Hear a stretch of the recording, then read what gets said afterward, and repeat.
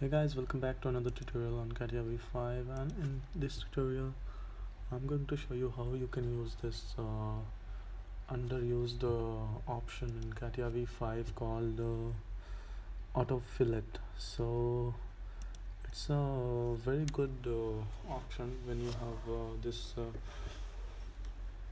a number of edges and you want to give fillet to all of them at once. So as you can see now, I have this object, basically a kind of laptop stand, and I want to give the fillet to all the edges, and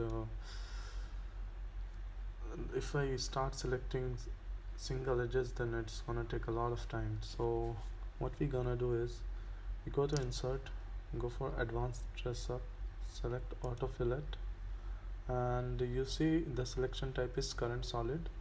All you have to do is give the fillet radius. So I think 1.5 for me is enough.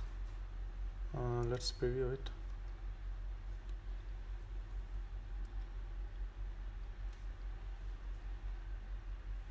It's gonna take some time, and if the green thing comes, then just go for OK, and your edge fillet will be done in like very short time.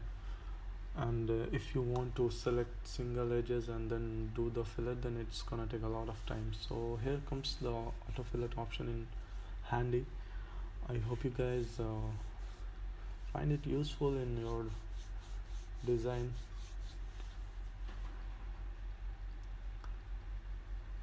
You're gonna get some warnings, depends on you. I'm gonna ignore it.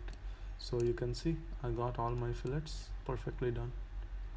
So yeah, this is how you can use the auto fillet option on Catia V5 workbench.